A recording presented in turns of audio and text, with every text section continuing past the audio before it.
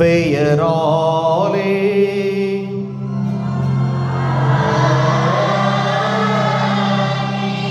நம் ஆண்டவராகிய இயேசு கிறிஸ்துவின் அருளும் கடவுளின் அன்பும் தூய ஆவியாரின் நட்புறவும் உங்கள் அனைவரோடும் இருப்பதாக.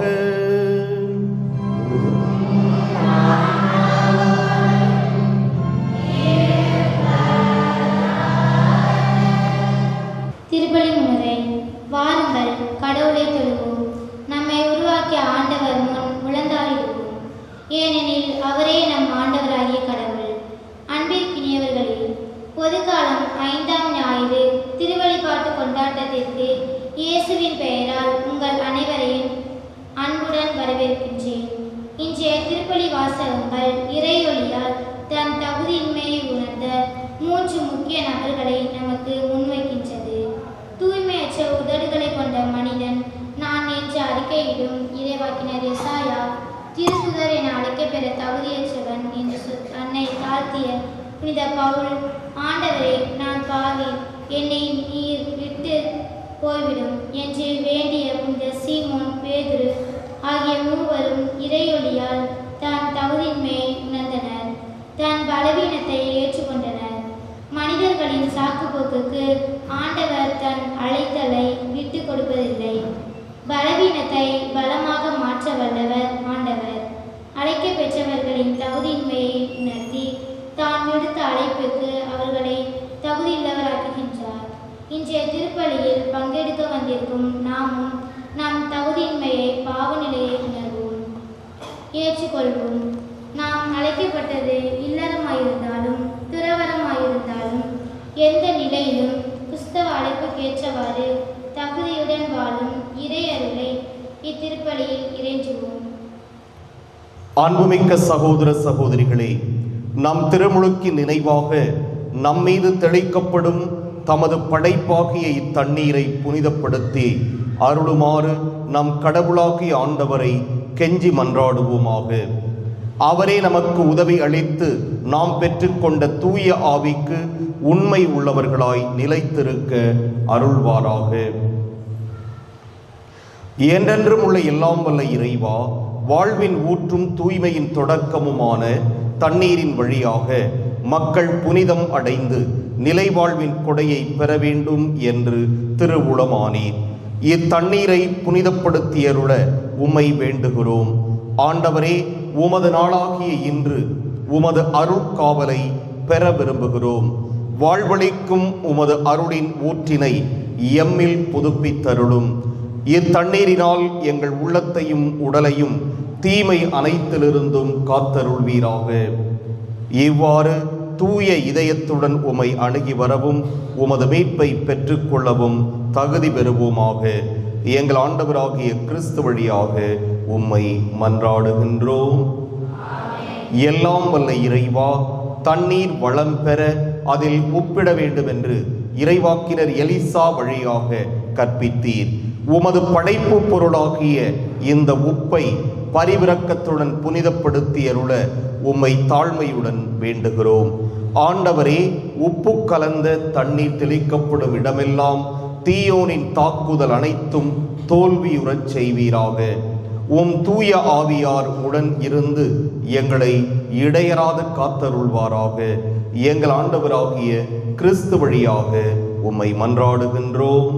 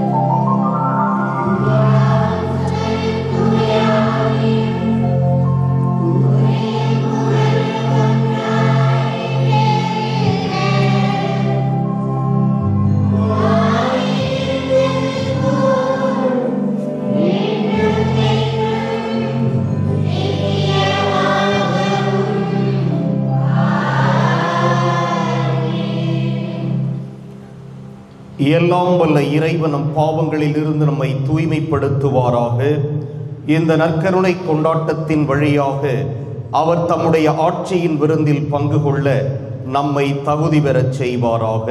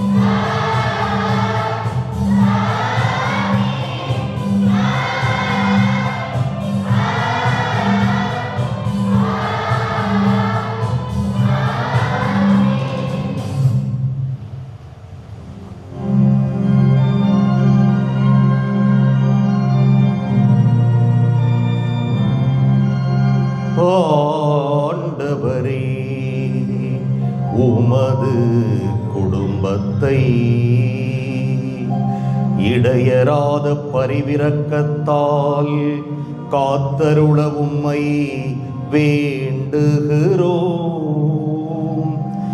அதனால் விண்ணகாருளை மட்டுமே எதிர்நோக்கியுள்ள இக்குடும்பம் உமது நிலையான பாதுகாவலால் என்றும் உறுதியடைவதாக. உம்மோடு தூய ஆவியாரின் ஒன்றிப்பில் இறைவனாய் என்றென்றும் வாழ்ந்து ஆட்சி செய்கின்ற எங்கள் ஆண்டவரும் உமது திருமகனுமாகிய இயேசு கிறிஸ்து வழியாக உம்மை மன்றாடுகின்றோம்.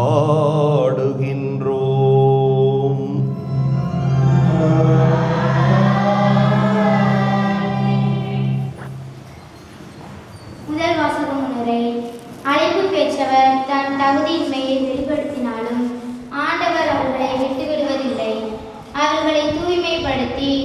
அழைப்பிற்கு தகுதியுள்ளவராக்குகின்றார் என்பதை எடுத்துரைக்கின்றது எசாயா இறைவாக்கினரின் இறையழைத்தல். இறைவனின் மீட்பு திட்டத்திற்கு இதோ நான் இருக்கின்றேன், அடியனை அனுப்பும் என்று பதில் தந்த இறைவாக்கினரின் உள்ளத்தோடு முதல் வாசகத்தை கவனமுடன் கேட்போம். முதல் வாசகம். இதோ அடியனை என்னை அனுப்பும். இறைவாக்கினர் எசாயா நூலிலிருந்து வாசகம். அதிகாரம் 6, இறைவசனங்கள் 1-8 வரை. உசியா அரசர் மறைந்த ஆண்டில் மிகவும் உயரமானதோர் அரியணையில் ஆண்டவர் அமர்ந்திருப்பதை நான் கண்டேன். அவரது தொங்கலாடை கோவிலை நிரம்பி நின்றது. அவருக்கு மேல் சேராபீன்கள் சூழ்ந்து நின்றனர். ஒவ்வொருவருக்கும் 6 இறக்கைகள் இருந்தன. ஒவ்வொருவரும் 2 இறக்கைகளால் தம் முகத்தை மூடிக்கொண்டனர். 2 இறக்கைகளால் தம் காலை மூடி மறைத்தனர். மற்ற 2ஆல் பறந்தனர். அவர்களுள் ஒருவர் மற்றவரை பார்த்து, படைகளின் ஆண்டவர் தூயவர், தூயவர், தூயவர், மண்ணுலகம் முழுவதும் அவரது மாட்சியால் நிறைந்துள்ளது என்று உரத்த குரலில் கூறிக்கொண்டிருந்தார். கூறியவரின் குரல் ஒளியால் வாயில் நிலைகளின் அடித்தளங்கள் அசைந்தன. கோவில் முழுவதும் புகையால் நிறைந்தது. அப்பொழுது நான், ஐயோ, நான் அழிந்தேன், ஏனெனில் தூய்மையற்ற உதடுகளை கொண்ட மனிதன் நான், தூய்மையற்ற உதடுகள் கொண்ட மக்கள் நடுவில் வாழ்பவன் நான். படைகளின் ஆண்டவராகிய அரசரை என் கண்கள் கண்டனவே என்றேன். அப்பொழுது சேராபீன்களுள் ஒருவர் பலிபீடத்திலிருந்து நெருப்பு பொறி ஒன்றை குரட்டால் எடுத்து அதை தம் கையில் வைத்து கொண்டு என்னை நோக்கி பறந்து வந்தார். அதனால் என் வாயை தொட்டு, இதோ இந்நெருப்பு பொறி உன் உதடுகளை தொட்டது, உன் குற்றபலி உன்னை விட்டு அகன்றது, உன் பாவம் மன்னிக்கப்பட்டது என்றார். மேலும் யாரை நான் அனுப்புவேன்? தமது பணிக்காக யார் போவார் என வினவும் என் தலைவரின் குரலை நான் கேட்டேன். அதற்கு இதோ நான் இருக்கின்றேன், அடியனை அனுப்பும் என்றேன். இது ஆண்டவர் வழங்கும் அருள்வாக்கு.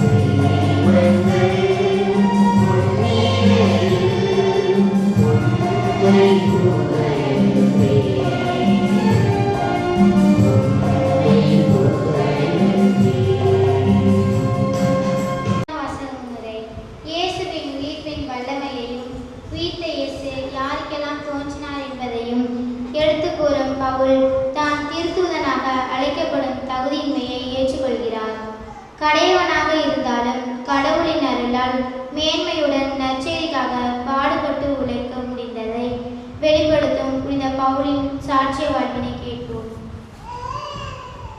திருத்தூதர்கள் போதித்ததையே நாங்கள் பறைசாற்றுகின்றோம், நீங்களும் நம்புகிறீர்கள். இரண்டாம் வாசகம். திருத்தூதர் பவுல் கொரிந்தியருக்கு எழுதிய முதல் திருமுகத்திலிருந்து வாசகம். அதிகாரம் 15, இறை வசனங்கள் 3 முதல் 8 மற்றும் 11 வரை. சகோதர சகோதரிகளே, நான் பெற்றுக்கொண்டதும் முதன்மையானது என கருதி உங்களிடம் ஒப்படைத்ததும் இதுவே. மறைநூலில் எழுதியுள்ளவாறு கிறிஸ்து நம் பாவங்களுக்காக இறந்து அடக்கம் செய்யப்பட்டார். மறைநூலில் எழுதியுள்ளவாறே 3ஆம் நாள் உயிருடன் எழுப்பப்பட்டார். பின்னர் அவர் கேபாவுக்கும் அதன் பின் 12 தோன்றினார். பின்பு 500க்கும் மேற்பட்ட சகோதர சகோதரிகளுக்கு ஒரே நேரத்தில் தோன்றினார். அவர்களுள் பலர் இன்னமும் உயிரோடு இருக்கின்றனர், சிலர் இறந்துவிட்டனர். பிறகு யாக்கோபுக்கும் அதன் பின் திருத்தூதர் அனைவருக்கும் தோன்றினார். எல்லாருக்கும் கடைசியில் காலம் தப்பி பிறந்த குழந்தை போன்ற எனக்கும் தோன்றினார். நானும் மற்ற திருத்தூதர்களோ யாராக இருந்தாலும் இதையே பறைசாற்றுகிறோம். நீங்கள் இதையே நம்பினீர்கள். ஆண்டவர் வழங்கும் அருள்வாக்கு.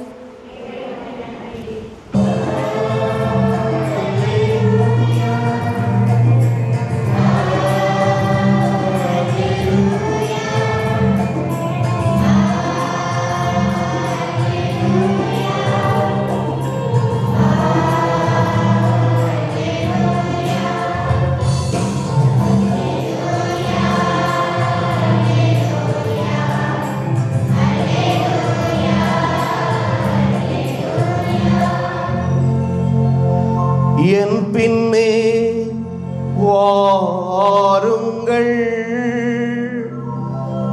நான் உங்களை மனிதரை பிடிப்பவராக்குவேன் என்கிறார் ஆண்டவர். ஆண்டவர்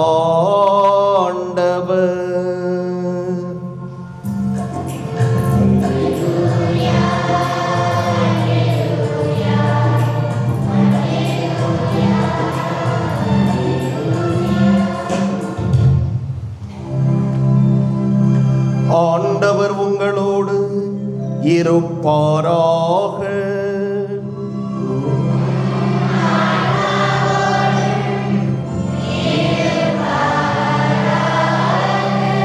லூக்கா எழுதிய தூய நற்செய்தியிலிருந்து வாசகம்.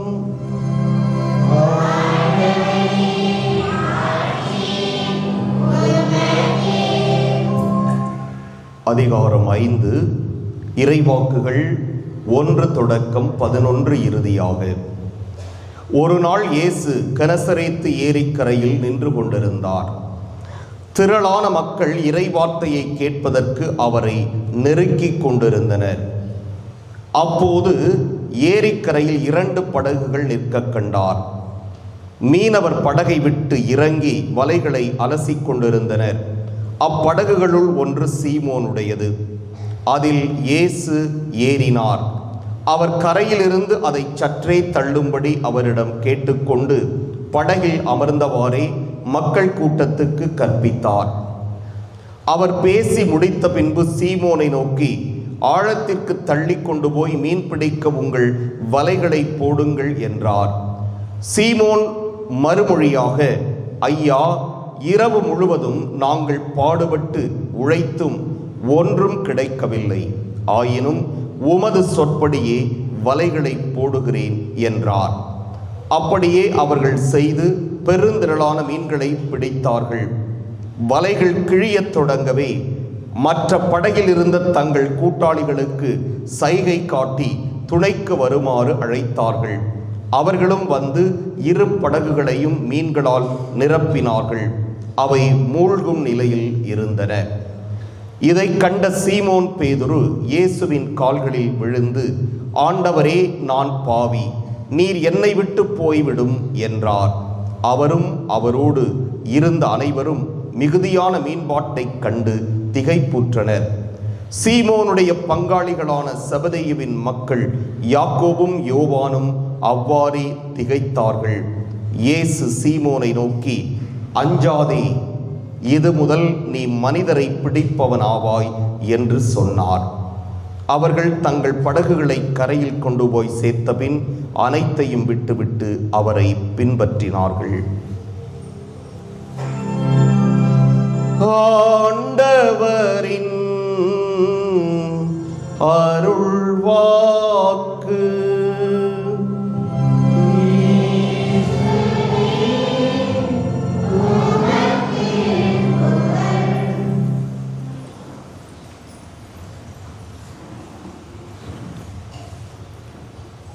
தஞ்சாவூரிலே புனித மரியன்னை இளங்குரு மடத்திலே நாங்கள் பயின்று கொண்டிருந்த பொழுது, இப்போ இருக்கிற இளங்குரு மடம் ஆயர் இல்லத்திற்கு மிக அருகாமையில், இடையில ஒரே ஒரு காம்பவுண்டு தான், மிக அருகாமையில் இருக்கும். எனவே ஆயர் அவர்கள் ஒவ்வொரு நாளும் தனியாக, ஒருவேளை பல பங்குகளுக்கு செல்லவில்லை, ஆயர் இல்லத்தில் தான் இருக்கிறார் என்றால் காலையில் சீக்கிரமே எழுந்து ஆலயத்திற்கு சென்று காலை ஜபம் சொல்லிவிட்டு தியானம் செய்துவிட்டு பிறகு திருப்பலியை அவர் மட்டும் நிறைவேற்றுவார். அப்பொழுது பூச உதவி செய்கிறதுக்கு இளங்குருமடத்தில் பயில்கின்ற மாணவர்களாகிய நாங்கள் ஒரு வாரத்துக்கு 2 பேர் அப்படின்னு சொல்லிட்டு துணை அதிபர் எங்களை அங்கே அனுப்புவார். அவ்வாறு அங்கே போய் பூச உதவி செஞ்சிட்டு இருக்கும்போது நம்ம திருப்பலியில் நடு பூசையில் ஒரு சில பேருடைய பெயர்களை சொல்லுவோம். யார் யார் பெயரை சொல்லுவோம்? பூசை கவனிச்சிருக்கீங்களா? நடு பூசையில் ஒரு சிலர் பேரை சொல்லுவோம். யார் யார் பேரை சொல்லுவோம்? உயிரோடு இருக்கவங்களை நான் சொல்கிறேன். யார் யார் பேரை சொல்லுவோம்? திருத்தந்தை பெயரை சொல்லுவோம். அடுத்தது பிஷப் பேரை சொல்லுவோம். நிறைய பேர் தெரியல, அப்படி தானே? திருத்தந்தை பிரான்சிஸ், எங்கள் ஆயர் டி சகாயராஜ். பூசையில் சொல்கிறமே, ஞாபகம் இருக்கா உங்களுக்கு? ஆமாம். இப்போ நாங்கள் பூசை வைக்கும்போது ஆயருடைய பெயரை சொல்லுவோம். அப்போ ஆயரே அவர் பூசை வைக்கும்போது அவர் என்ன சொல்லுவார்? என்ன சொல்லுவாங்க அப்படின்னா, தெரிஞ்சுக்கங்க, உங்களுக்கு தெரிய வாய்ப்பு இல்லை, தெரிஞ்சுக்கங்க. என்னன்னா, அந்த இடம் வரும்போது திருத்தந்தை பிரான்சிஸ் மற்றும் உமது தகுதியற்ற ஊழியனாகிய என்னை அப்படின்னு சொல்லுவார்.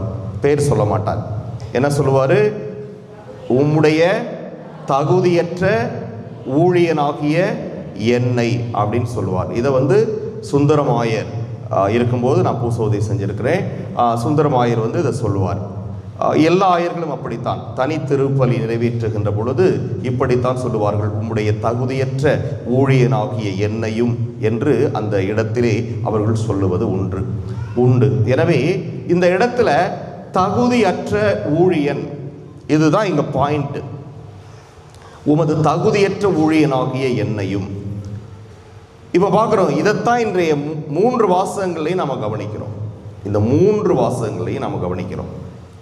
இப்ப யாராவது ஒருத்தங்களை கூப்பிட்டு கடவுள் உனக்கு நான் அப்படி ஒரு பெரிய பதவியை தாரேன், நீ தான் நாளையிலேருந்து இந்த பதவிக்கு வரப்போற அப்படின்னு சொன்னோம்னா நம்ம என்ன சொல்லுவோம்? ஐயோ ரொம்ப சந்தோஷம் ஆண்டவர் இப்படின்னு சொல்லுவோம். ஆனா இவங்க அப்படி சொல்லலை. ஒரு பதவியை கொடுக்கின்ற பொழுது அவர்கள் தங்களுடைய பாவத்தை அவர்கள் உணர்கிறார்கள். அதற்கு தகுதியற்றவர்களா என்று தன்னை அவர்கள் அலசி பார்க்கிறார்கள். இதற்கு பொருத்தமானவனா, இதற்குரிய தகுதி என்னிடம் இருக்கிறதா என்று அவர்கள் நினைத்ததால் தான் முதல் வாசகத்திலையும் பார்க்கிறோம், நான் ஒரு பாவி ஆயிற்றே, இந்த பாவியினுடைய கண்களுக்கு அரியணையில் அமர்ந்திருந்த ஆண்டவரை, தந்தையாம் இறைவனை பார்க்கக்கூடிய ஒரு பாக்கியம் கிடைத்ததே என்று அவர் நினைத்து கொண்டிருக்கிறார். அவர் அதை பார்த்த உடனே சந்தோஷப்படுறாரு. அந்த நேரத்திலே இப்படி தூயவர் தூயவர் தூயவர் முதல் வாசகத்தில் வருது, நம்ம திருப்பலியில் சொல்லுவோமே, அதுதான் அதிலிருந்து வந்த ஜபம் தான் அது. தூயவர் தூயவர் தூயவர் தந்தையாம் இறைவனை பற்றி சொல்லுகிறார். அப்படிப்பட்ட ஒரு தூயவரை பாவியாகிய நான் முகமுகமாய் தரிசிக்கக்கூடிய ஒரு அருள், ஒரு பாக்கியம் எனக்கு கிடைத்ததே என்று நினைத்து அவர் தன்னுடைய மனித பலவீனத்தை ஏற்றுக்கொள்வதை, அறிக்கையிடுவதை இன்றைய முதல் வாசகத்திலே நாம் பார்க்கிறோம். எசாயா இறைவாக்கினர் அவ்வாறு உரைப்பதை நாம் பார்க்கிறோம். இங்குதான் ட்விஸ்டே இருக்குது. தகுதியற்றவன் என்று அவர் ஒத்துக்கொள்ளுகிறார், ஆனால் ஆண்டவர் அவரை தன்னுடைய திருப்பணிக்கு தேர்ந்து கொள்ளுகிறார். இதுதான் இங்க முக்கியமான பாயிண்ட். நாம என்றைக்கு நம்முடைய பாவத்தை, நம்முடைய தவறை, நம்முடைய குற்றத்தை ஆண்டவர் முன்னிலையில் ஏற்றுக்கொள்ளுகிறோமோ, மன்னித்து உயர்த்துவதற்கு காத்து கொண்டிருக்கிறார். அதை விட்டுட்டு முறுக்கிக்கிட்டு நாம் பெரிய ஆளு, நான் இப்படித்தான் இருப்பேன், நான் பிறந்ததுலேருந்து இப்படித்தான், நான் என்னையே மாற்றிக்கொள்ள மாட்டேன் என்று நினைத்தால் எங்க ஓரத்தில் உட்கார வைக்கணுமோ ஆண்டவர் உட்கார வச்சிருவார். திருத்தூதர் பவுலுடைய நிலைமையும் இதுதான். இன்றைய 2வது வாசகத்திலே அவரும் இதே தான் செய்கிறார். நான் ஒரு பாவி என்று அவர் தன்னையே அறிக்கை இடுகிறார். இப்படிப்பட்ட ஒரு பாவியாகிய என்னை ஆண்டவர் தனது திருப்பணிக்காக தேர்ந்து கொண்டார் என்பதை அவர் 2வது வாசகத்திலே உணர்த்துகிறார். ஆண்டவரே, நான் இதுக்கு தகுதியே கிடையாது அப்படின்னு சொல்றார். எனக்கு தகுதி கிடையாது. கிறிஸ்தவர்களை நான் கஷ்டப்படுத்தியிருக்கேன், கொலை பண்ணியிருக்கிறேன், துன்பப்படுத்தி இருக்கிறேன், என்னென்னமோ செஞ்சிருக்கிறேன், எனக்கு அதுக்கெல்லாம் தகுதியே கிடையாது. எப்படி எசாயாவுடைய பாவங்களை எல்லாம் மன்னித்து ஆண்டவர் அவருக்கு உன்னத பணியை கொடுத்தாரோ, அதே போன்று பவுலடியாரையும் மன்னித்து ஆண்டவர் திருத்தூதராக அவரை உயர்த்துவதை நாம் பார்க்கிறோம். அடுத்ததாக நற்செய்திக்கு வர்றோம். அங்க ஒரு கேரக்டர். முதல் வாசகத்தில் யாரு? எசாயா. 2வது வாசகத்தில் தூங்கிக்கிட்டே இருங்க. முதல் வாசகத்தில் யாரு? எசாயா. 2வது வாசகத்தில் பவுலடியார். 3வது வாசகத்தில் யார்? நற்செய்தியில் சீமோன். அப்படிதானே? சீமோன்னா யாரு? பேதுரு. பேதுருன்னா யாரு? ராயப்பர்னு நம்ம சொல்லுவோம், பீட்டர். அப்படிதானே? இதை ஏன்னா பல பேர்ல அவங்க சொல்றேன் அப்படின்னா, எனக்கு தெரியுதுன்னு உங்கள்கிட்ட நான் காட்டுறதுக்காக இல்லை.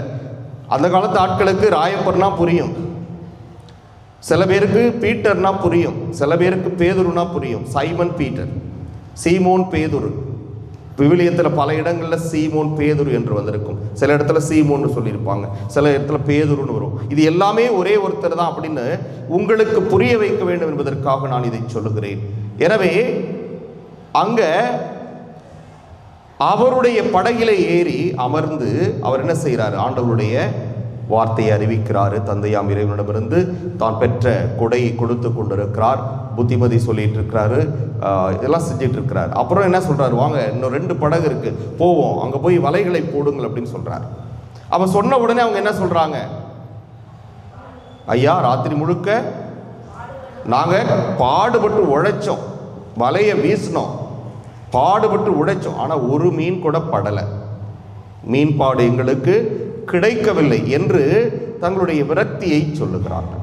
அப்ப இயேசு என்ன சொல்றாரு, நீங்க என்ன சொன்னாரு, வலைய வீசுங்க, உங்களுக்கு மீன் அகப்படும் என்றார். அதுபோல மீன் அகப்பட்டது. இழுத்து பார்க்குறாங்க, வலைகள் கிழிய தொடங்குகின்ற அளவிற்கு மீன்கள்.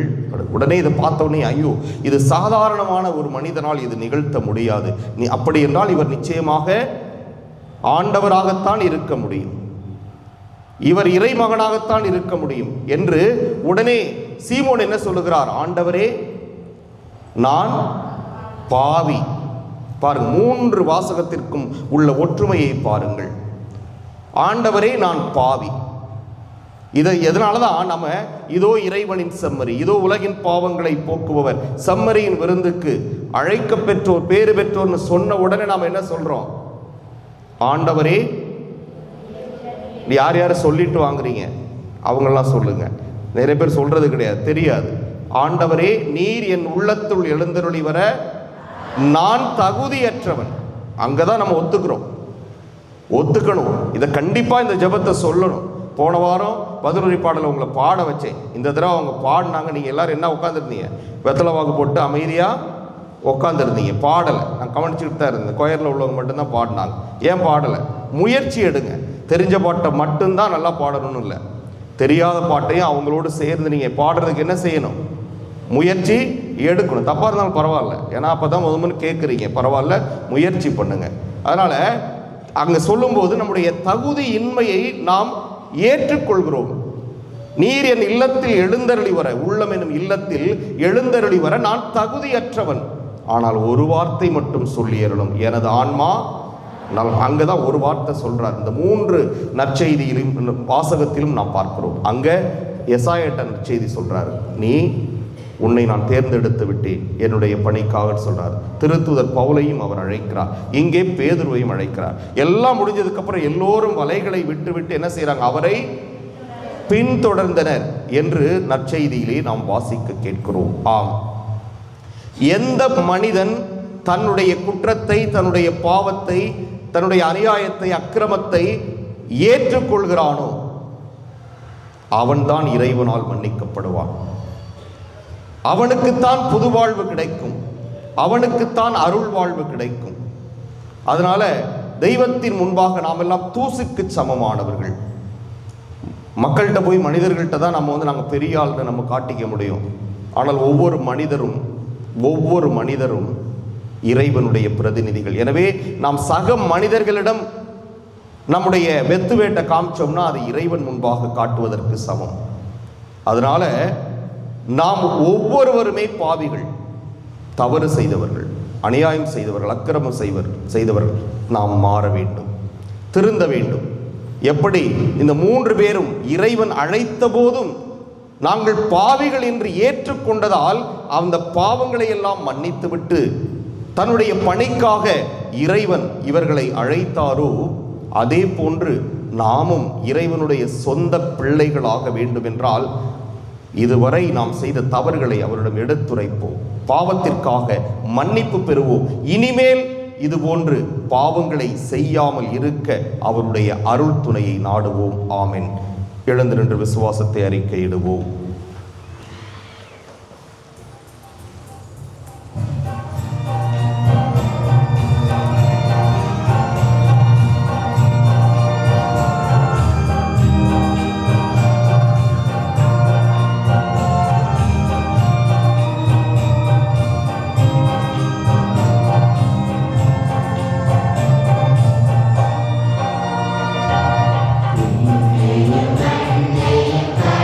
Amen.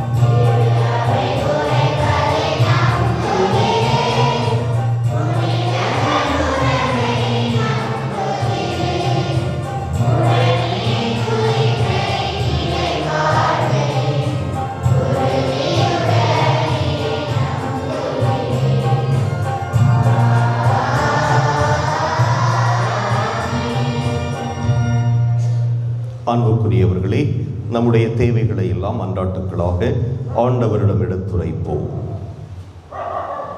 துணிந்து செல், நான் உன்னோடு இருக்கிறேன் என்று உரைத்த என் இறைவா, திருத்தந்தை முதல் பொதுநிலையினர் வரை அனைவரும் உமது அழைப்பை ஏற்று துணிவுடன் இவ்வுலக மக்கள் அனைவருக்கும் உமது அருள்வாக்கை எடுத்துரைக்கவும் வாழ்க்கை காட்டிடவும் வேண்டிய வரங்களை வழங்கிட வேண்டும் என்று இறைவா உம்மை மன்றாடுகிறோம். இரக்கத்தின் உறைவிடமாகிய இறைவா, இன்றைய நற்செய்தி வாசகங்களில் நீர் அழைத்தது போல் நாங்களும் அழைக்கப்பட்டிருப்பதை உணர்ந்து தூய்மையற்ற எங்களை தூய்மைப்படுத்தவும் எங்கள் இயலாமைகளை இறை ஆற்றலாக மாற்றவும் உமது தூதர்களாக இவ்வுலகில் வலம் வரவும் வேண்டிய வரங்களை தர வேண்டும் என்று இறைவா உம்மை மன்றாடுகின்றோம். யாரை நான் அனுப்புவேன், நமது பணிக்காக யார் போவார் என முதல் வாசகத்தின் வழியாக நீர் கேட்பதையும், என் பின்னே வாருங்கள் என நற்செய்தியில் நீர் அழைப்பதையும் கேட்டு எம் இளையோரில் பலர் இறை சேவைக்கும் மக்கள் பணிக்கும் தம்மையே தர முன்வரவும் ஏற்கனவே குரு மடங்களிலும் கன்னியர் மற்றும் துறவர மடங்களிலும் பயிற்சி பெறுவோர் உறுதியுடன் உம்மை பின்தொடரவும் அருள் தர வேண்டும் என்று இறைவா உம்மை மன்றாடுகின்றோம். மாந்தர் அனைவரையும் ஆண்டு வருகின்ற இறைவா, எம் அரசியல் தலைவர்கள் தங்களின் பொறுப்புகளை உணர்ந்தவர்களாக லஞ்சம் தவிர்த்து மக்களுக்கு கிடைக்க வேண்டிய உரிமைகளையும் அடிப்படை சுதந்திரத்தையும் பொருளாதார வளமும் பெற உழைத்திட வேண்டிய நல்ல மனதினை தர வேண்டும் என்று இறைவா உம்மை மன்றாடுகின்றோம். நம்முடைய தனிப்பட்ட தேவைகளை அமைதியாக ஆண்டவரிடம் எடுத்துரைப்போம்.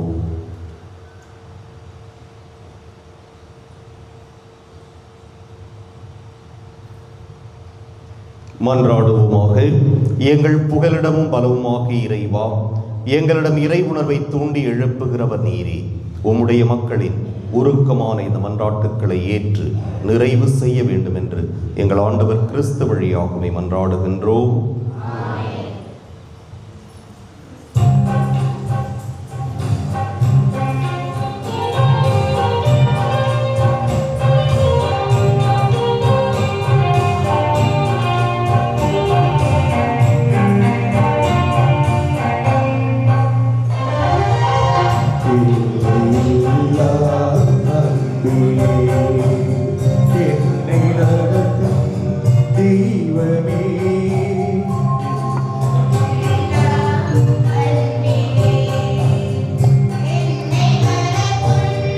ஆண்டவரை அனைத்துலகம் நிறைவானில் வாழ்த்து பெறுவீராக. ஏன் வல்லமையிலிருந்து நாம் இந்த அப்பத்தை பெற்றுள்ளோம். நிலத்தின் விளைவு மனித உழைப்பின் பயனுமான இந்த அப்பத்தை ஒப்புக் கொடுக்கின்றோம். இதை எங்களுக்கு வாழ்வழிக்கும் அப்பமாக மாறும் இறைவன் என்று வாழ்த்து பெறுவாராக.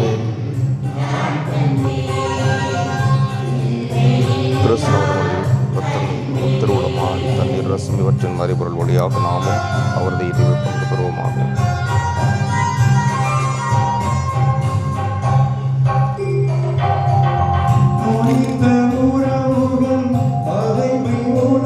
ஆண்டவரை அனைத்துலக நிறைவானில் வாழ்த்து பெறுவீராக. வல்லமையில் நாம் ரசத்தை பெற்றுள்ளோம். திராட்சை செடி மனித உழைப்பின் பயனுமான ரசத்தை ஒப்புக் கொடுக்கின்றோம். இது எங்கள் ஆன்மீக பானமாக மாறும் இறைவன் என்று வாழ்த்து பெறுவாராக. ஆண்டவரே, தாழ்மையான மனமும் நெருங்கிய உள்ளமும் கொண்டைகளை ஏற்றருளும். ஆண்டவர் இறைவா, நாங்கள் இருமது திருவுறுப்பு கொடுக்கும் இப்பலி உமக்கு உகந்ததாவதாக. ஆண்டவரின் குற்றம் நிகழ்ந்த கடலுடன் வந்தது.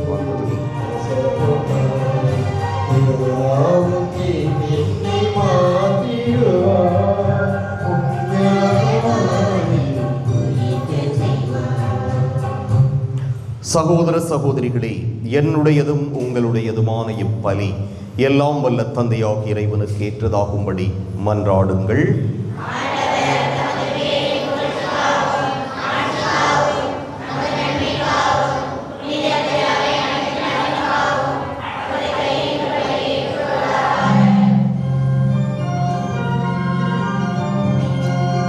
ஆண்டவரே எங்கள் இறைவா, வலுக்குறைவுற்ற எங்களுக்கு உதவியாக இப்பொருள்களை படைத்திருக்கின்றீர். இதனால் இவை எங்களுக்கு வாழ்வின் அருள் அடையாளமாக மாறிட அருள் புரிவீராக. எங்கள் ஆண்டவராகிய கிறிஸ்து வழியாக உம்மை மன்றாடுகின்றோம்.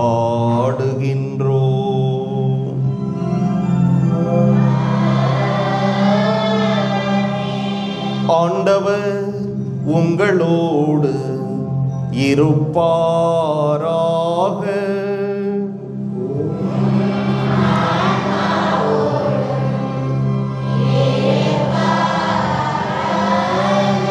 இதயங்களை மேலே எழுப்புங்கள்.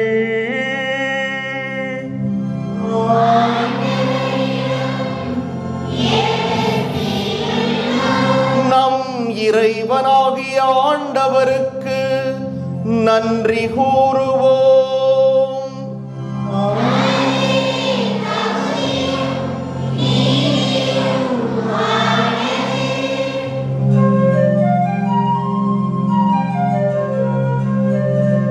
ஆண்டவரே, தூயவரான தந்தையே, என்றும் உள்ள எல்லாம் வல்ல இறைவா,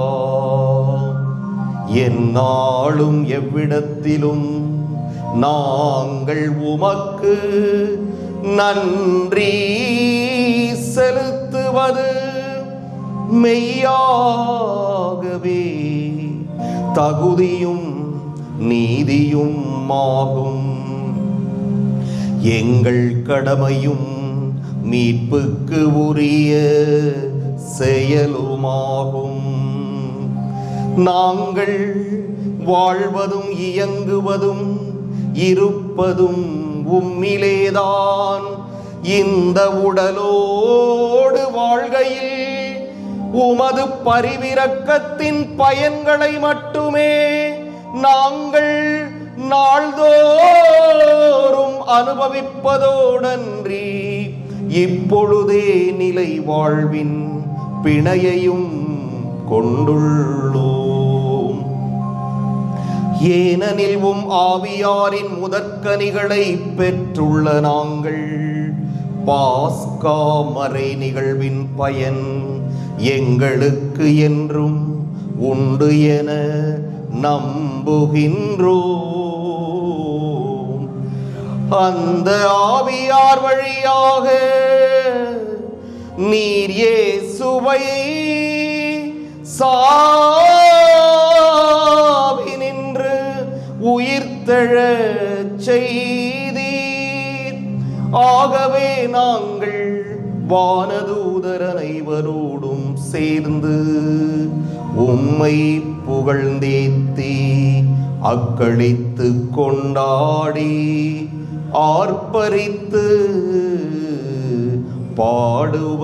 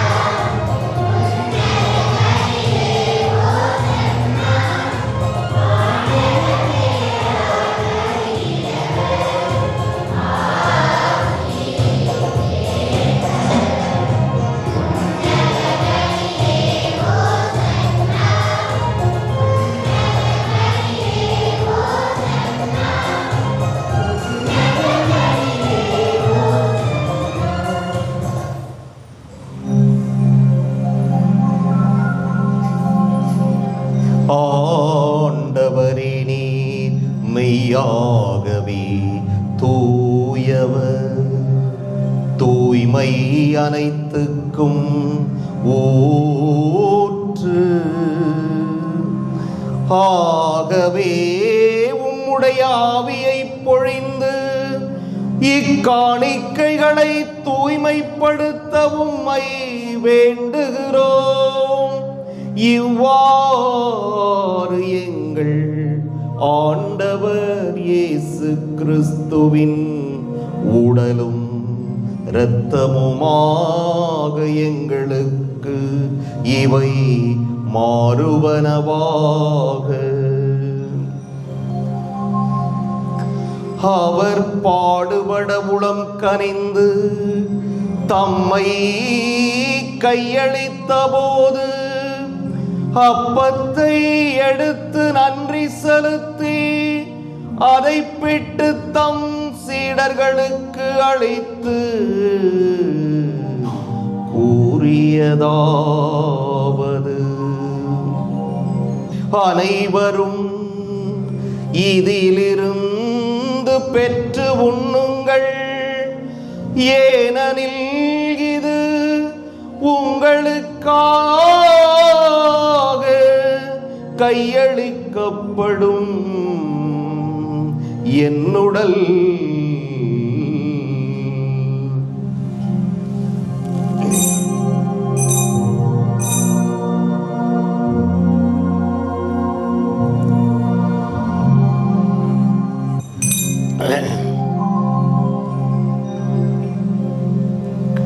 அவ்வண்ணமே இரவு விருந்தை அருந்திய பின் கிண்ணத்தையும் எடுத்து மீண்டும் உமக்கு நன்றி கூறி தம் சீடர்களுக்கு அளித்து அவர் கூறியதாவது,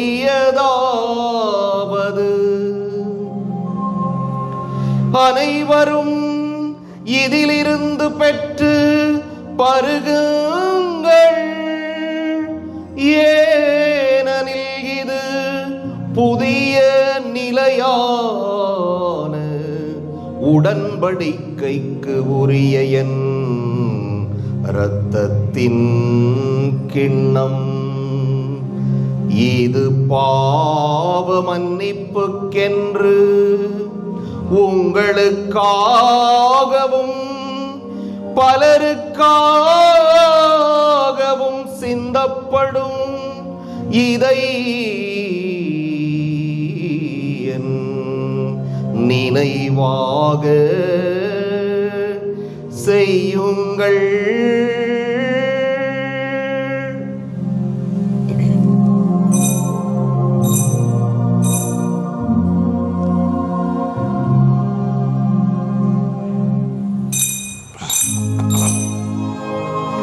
நம்பிக்கையின் மறைபொருள்.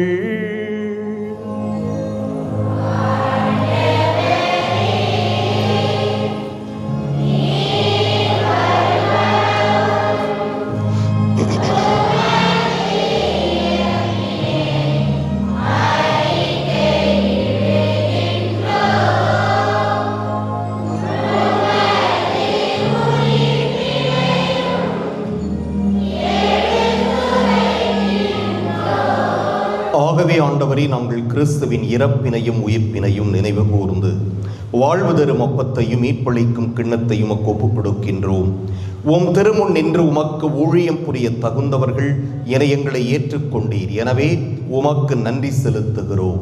மேலும் கிறிஸ்துவின் உடலிலும் இரத்தத்திலும் பங்கு கொள்ளும் எங்களை தூய ஆவியார் ஒன்று சேர்க்க வேண்டும் என உம்மை தாழ்மையுடன் மன்றாடுகின்றோம். ஆண்டவரே, உலகெங்கும் பரவி இருக்கும் உமது திரு அவையை நினைவு கூர்ந்தருளும். எங்கள் திருத்தந்தை பிரான்சிஸ், எங்கள் ஆயர் சகாயராஜ், எல்லா திருநிலையினராகிய அனைவரோடும் உமது திரு அவை அன்பில் நிறைவு பெறச் செய்தருளும். மேலும் உயிர்த்தெழும் எதிர்நோக்குடன் துயில் கொள்ளும் எங்கள் சகோதரர் சகோதரிகளையும் இறந்தோர் அனைவரையும் இரக்கத்துடன் நினைவு கூர்ந்து உமது திருமுக ஒளியினுள் ஏற்றருளும். எங்கள் அனைவர் மீதும் இரக்கமாயிரும். கடவுளின் கன்னித்தாயான புனித மரியா, அவருடைய கணவரான புனித யோசேப்பு, புனித திருத்தூதர்கள், இவ்வுலகில் மக்குகந்தவராய் இருந்தோராகிய புனிதர் அனைவருடனும் நாங்கள் நிலை வாழ்வில் பங்கு கொள்ளும் தகுதி பெற்று உம் திருமகன் இயேசு கிறிஸ்து வழியாக உம்மை புகழ்ந்தேத்தும் வரமருள உம்மை மன்றாடுகின்றோம்.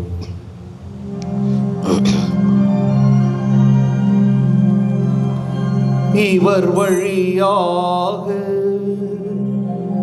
இவரோடு இவரில் எல்லாம் வல்ல இறைவனாகிய தந்தையே,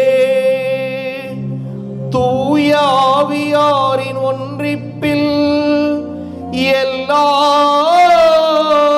புகழும் மாட்சியும் என்றென்றும் உமக்கு உரியதே.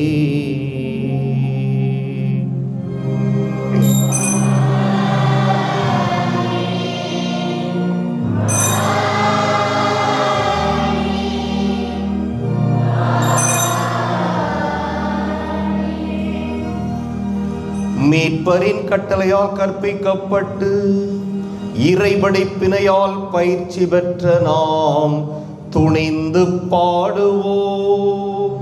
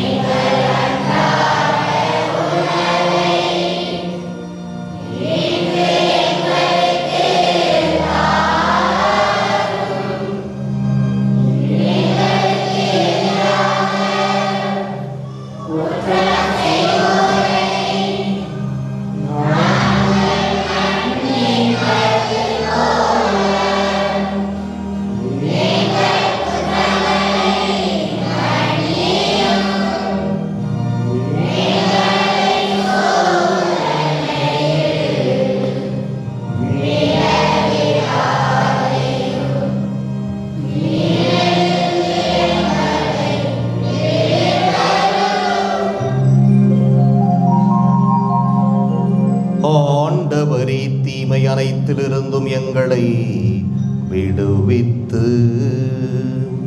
எங்கள் வாழ்நாளில் அமைதியை கனிவுடன் அருளவும்மை மன்றாடுகின்றோம். உமது இரக்கத்தின் உதவியால் நாங்கள் பாவத்திலிருந்து எப்போதும் விடுதலை பெற்று யாதொரு கலக்கமுமின்றி நலமாயிருப்போமாக. நாங்கள் எதிர்நோக்கி இருக்கும் பேரின்பத்துக்காகவும் எம் மீட்பராகிய இயேசு கிறிஸ்துவின்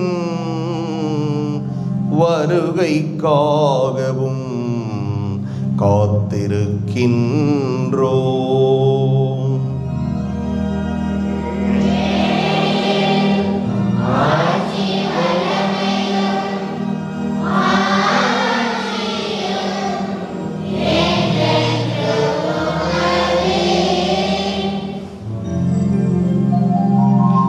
ஆண்டவரே இயேசு கிறிஸ்துவே, அமைதியை உங்களுக்கு விட்டுச் செல்கிறேன், என் அமைதியையே உங்களுக்கு அளிக்கின்றேன் என்று உம் திருத்தூதர்களுக்கு மொழிந்தீரே.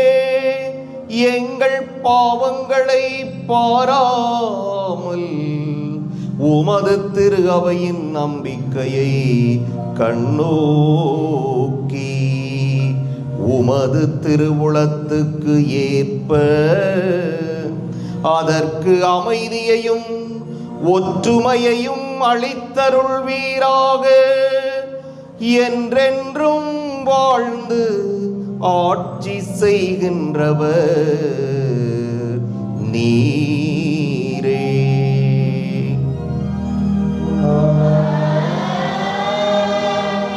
ஆண்டவருடைய அமைதி உங்களோடு என்றும் இருப்பதாக.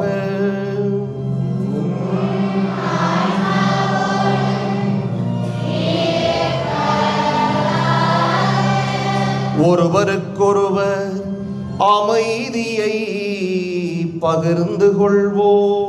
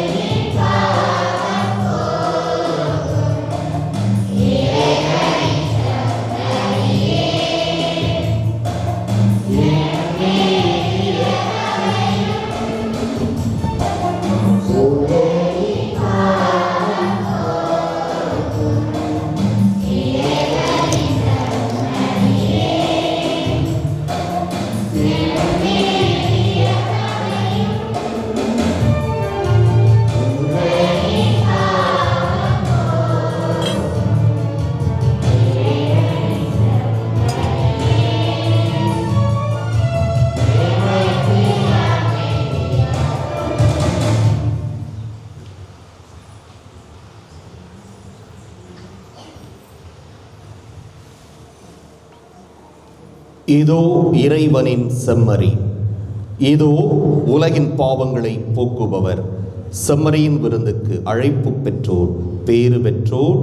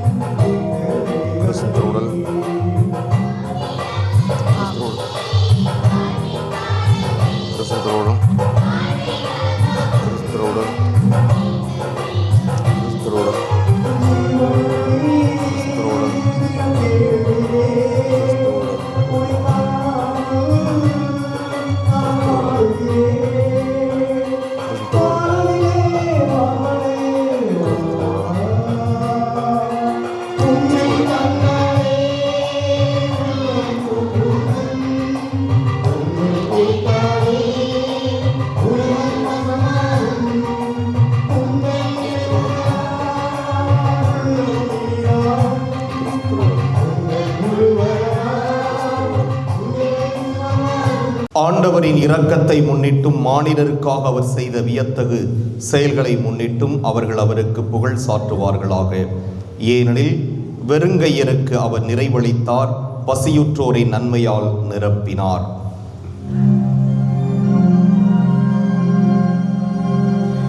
ஜெபிப்போமாக.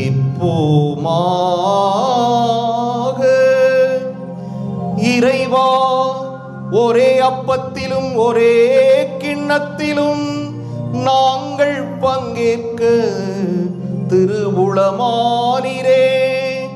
அதனால் கிறிஸ்துவுக்குள் நாங்கள் ஒன்றிணைக்கப் பெற்று உலகின் மீட்புக்காக நற்கனி தந்து மகிழ்ந்து வாழ எங்களுக்கு அருள் புரிவீராக. எங்கள் ஆண்டவராகிய கிறிஸ்து வழியாக உம்மை மன்றாடுகின்றோம்.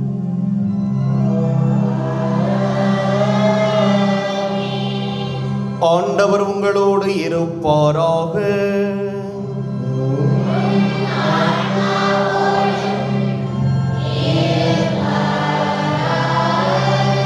எல்லாம் வல்ல இறைவன் தந்தை, மகன், தூய ஆவியார் உங்களுக்கு ஆசி வழங்குவாராக.